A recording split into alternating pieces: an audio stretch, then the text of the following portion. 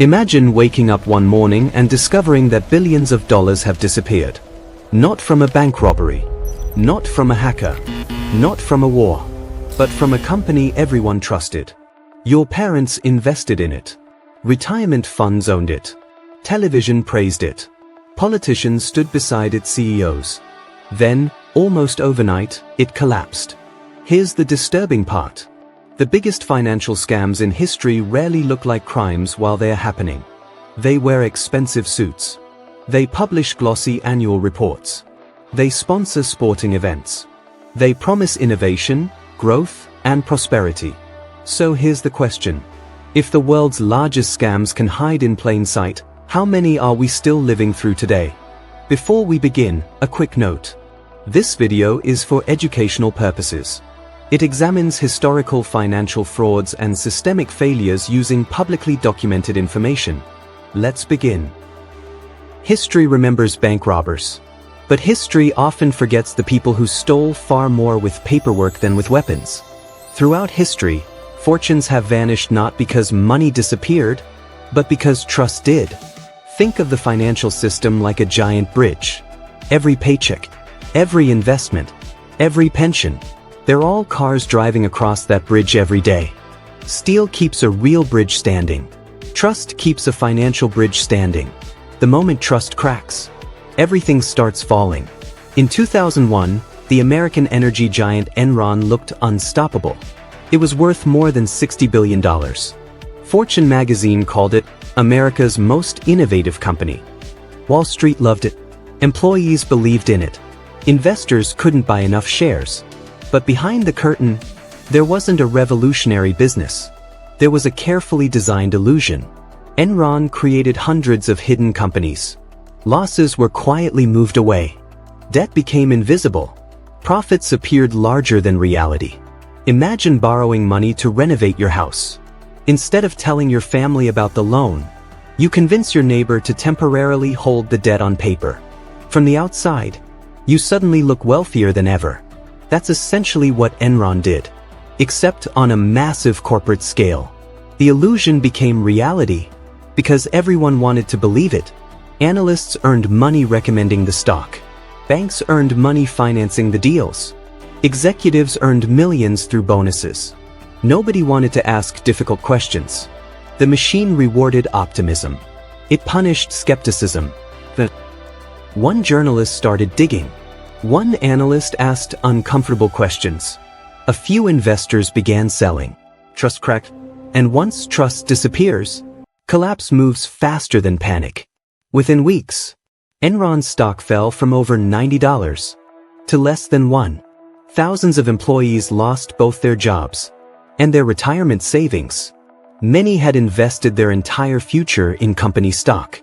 Executives quietly sold millions before the collapse. Ordinary workers couldn't. The bridge had broken, and they were still standing on it. But Enron wasn't unique. It was simply one chapter. Years earlier, the world watched another illusion. Bernie Madoff.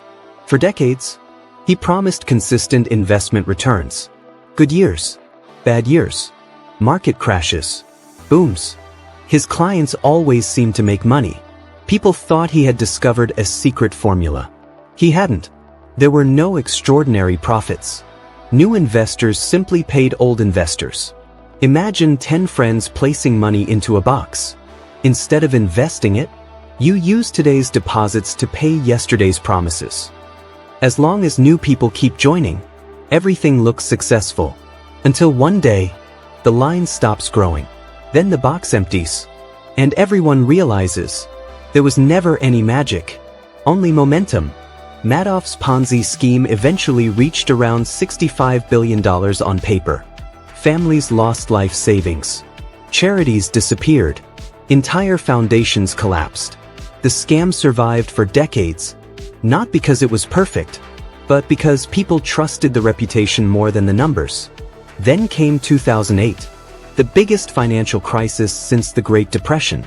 This one wasn't built by one company or one fraudster.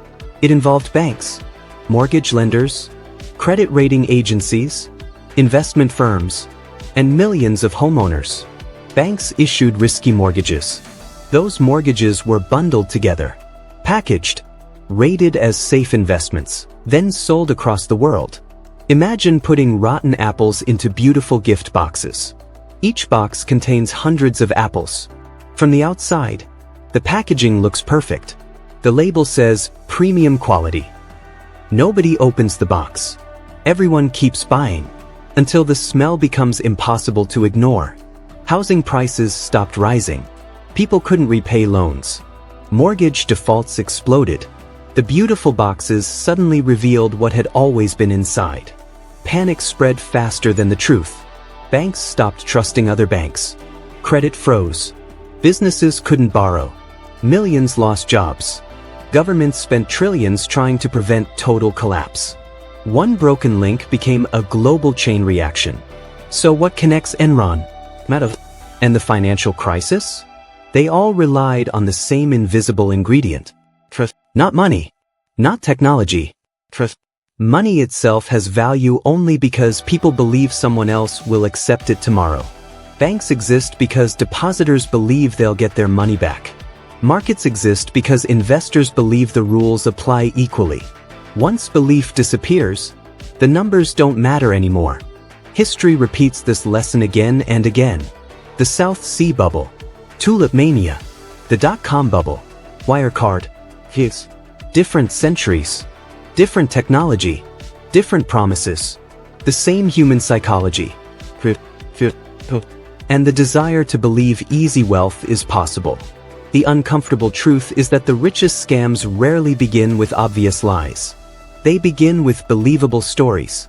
Stories people desperately want to hear. That this time is different. That risk has disappeared. That endless growth is normal. And perhaps that's the greatest scam of all. Not convincing people to hand over money, but convincing them to stop asking questions. Because every financial bubble, every corporate fraud, every historic collapse, needed millions of people to believe before it could fail. The lesson isn't to distrust everything. It's to understand that transparency matters more than popularity. Questions matter more than confidence. And if something seems too perfect, history suggests it probably is. Because the most dangerous scams don't hide in darkness. They hide in the brightest spotlight. So here's the question. If the biggest financial scams looked completely legitimate before they collapsed, what modern company, industry, or financial trend do you think future generations will call the next richest scam in history? Let me know in the comments. And if you enjoy deep financial